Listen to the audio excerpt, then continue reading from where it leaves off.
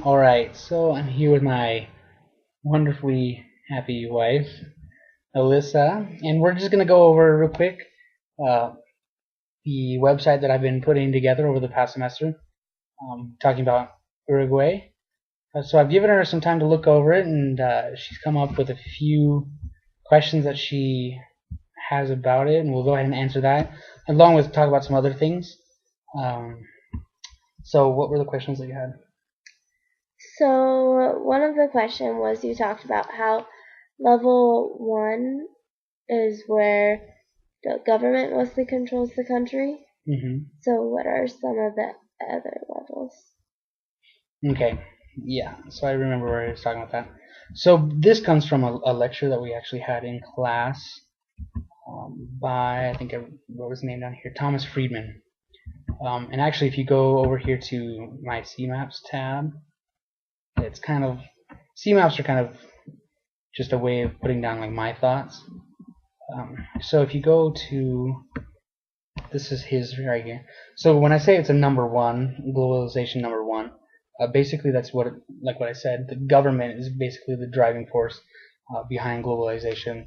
They're the ones that kind of take the initiative and work with other countries and do business with foreign companies and things like that. Then there's two other globalization levels, globalization 2.0. Yeah, if you look here, it says is company driven, meaning that it's like the companies, the large corporations and things like that that are reaching out and crossing country lines and doing the business with people and kind of reaching out and spreading, globalizing the world.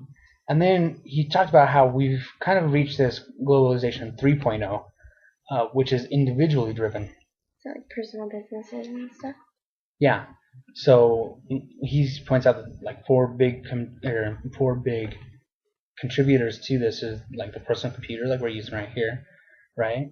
Like I just designed a website, and anyone can access this and look at my information, my thoughts. They could be in China, they can be in Iraq, they could be India, wherever, because of the personal computer, fiber optic cables, internet, and interoperable software. So basically, it's just saying that now anyone can basically put any information out there, reach whoever has access, and that globalization just has become more of an individual thing. An individual can put a video on YouTube and it can be seen by the world. Business can be done easily with people on the other side of the world by small companies. It no longer has to be huge corporations and stuff like that. So those are the other two levels: globalization 1.0, globalization 2.0, and globalization 3.0. What other questions did you have? Um.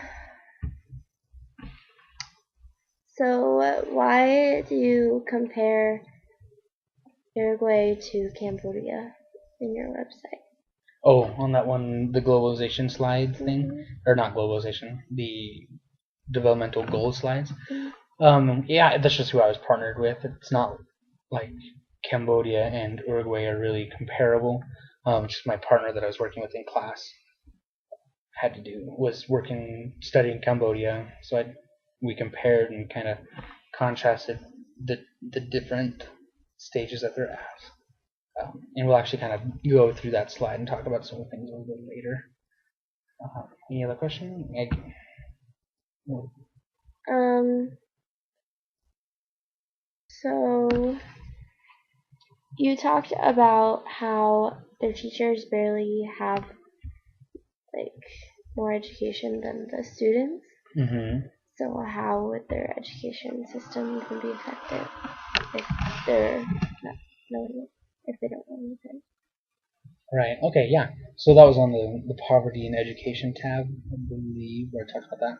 Yeah. So one of the big things I found in my researching is that the one of the big problems is the low quality of learning, and part of that, like you said, is that the teachers themselves aren't always trained.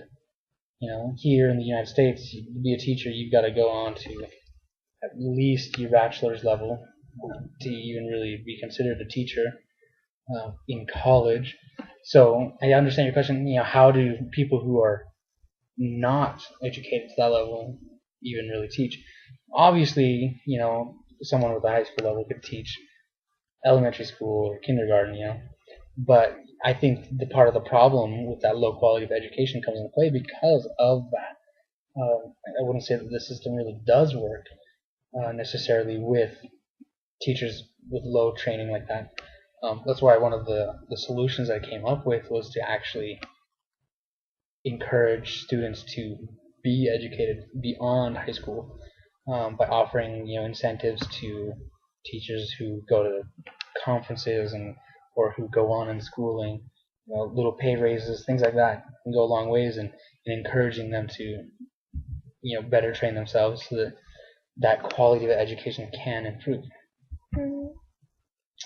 All right, so you have any other questions? Okay, so let's go ahead and go look at the Millennial Developmental Goals that you were talking about. So did you watch that one video, right, that I put on my website? Mhm. Okay, so that video kind of just explained where it came from. Basically what it was is the United Nations got together and they kind of identified some big major problems in society, in the world, and then it came up with goals to overcome those how do I say it? Those difficulties, those challenges, and those goals are like you saw in the video. Those 8 things. I also got the slide here, breaks it down. So some of the major problems that they found were extreme hunger and poverty. So they set a goal to eradicate that, and these are supposed to be completed by 2015. So just next year. Some countries are doing pretty good. Some countries are not. They want to achieve universal primary education. So they want to make sure that every kid is in school, every kid's having that opportunity. Promote gender equality and empower women. Reduce child mortality. Improve maternal health. Combat HIV/AIDS, malaria, and other diseases. Ensure environmental sustainability. And go back. And global partnerships and development. So, like you saw, I compared with Cambodia, but what I'm really going to do is just kind of focus on Uruguay and how they've been doing. So if you look at goal number 1, eradicate extreme hunger. If you look at the global hunger index, it's less than 5, which is good because then if you look at like a place like Cambodia, it's 16.8. But the real thing I look at here is the proportion of undernourished in the population is only 5%, which is a lot, but it could be worse when Cambodia is 17.1. And then as far as poverty, the GDP, gross domestic product, is 53,630,000,000, so about 20 billion more than Cambodia. It's really not a terrible GDP, so they are kind of improving a little bit.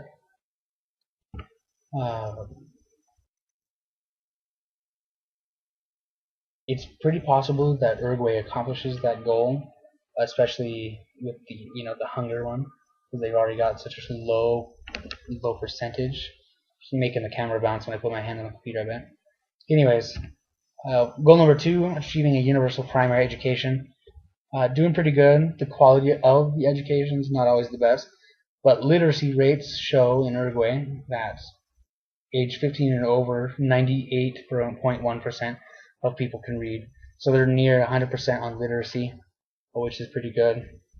Excellent for a developing country.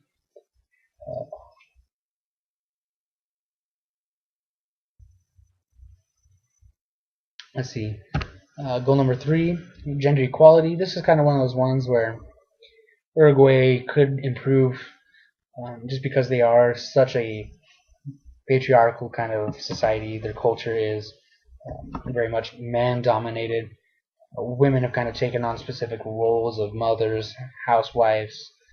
Even when they do kind of enter into the workforce, they tend to go to places like Montevideo and they become maids basically. And actually, if you look at I found this really cool rating for it, which is the Gender Inequality Index, which is a new thing that they've been using to measure inequality among genders. Uruguay rates at a 0.367, so smaller the number the better. A place like Saudi Arabia, if I remember right, was 0.6, and so you kind of know how women are treated in those Middle Eastern countries. So the 0.6 is about double what Uruguay is. So still some improvement, but they're not as bad as some other places, and there's even higher numbers than that. Goal 4, reduce child mortality. Infant mortality rate is under 1% for children under age 5. Uruguay has made huge improvements with this child mortality and both maternal health in the past decade. They've really been doing fantastic. The maternal mortality rates, number of deaths per 100,000, is 29. Honestly, really, they're really caring for mothers, the mother pregnant's health, which does help with the child's health. Eventually, stats that I looked at is that nearly 100% of women in Uruguay received at least one doctor visit while they were pregnant. Many of them received more than that, but almost everyone received at least one visit. So they have really made big progress in this. The research I've shown, UN and the world basically is really looking at how they're doing it because it's working. Goal number 6, combat HIV/AIDS. Number of people living with HIV and AIDS in Uruguay is 13,000. While you look at a number in Cambodia like 76,000. But then the facts that I found as far as deaths per year due to HIV/AIDS, very little. They didn't really have any data on that because they are receiving the care, and it's not causing a huge amount of deaths. Malaria, that I found was 0 per 100,000 people. It's good considering it's South America, right? And then the environmental sustainability. The environmental performance index that I found was 53.61. Higher scores are better. They were, if I remember right, a little bit lower a fair amount lower than the United States. They do have problems with pollution. Some of the large plants and stuff like that in the environment do put off a lot of chemicals and things like that, even directly into the river, which has actually caused problems with goal number 8 as far as developing global partnership. The pollution in the rivers and stuff like that has caused problems with Argentina. They kind of have argued over the river and stuff like that.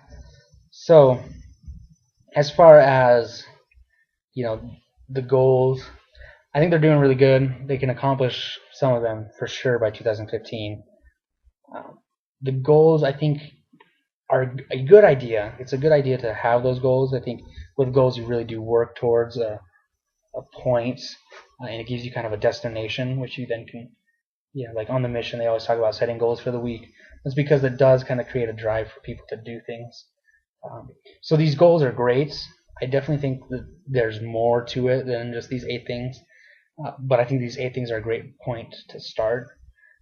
Obviously there's other problems, racism, and other things in the world that should be worked on as well. But as far as these goals, I think they're pretty good. Let's see, I think Uruguay is doing great. What does the future hold for them?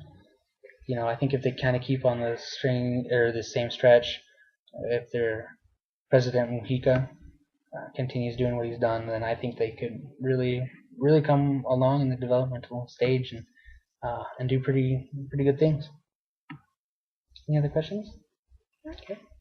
All right. So go ahead and visit my website, uruguaytrip.weebly.com, if you want to see more.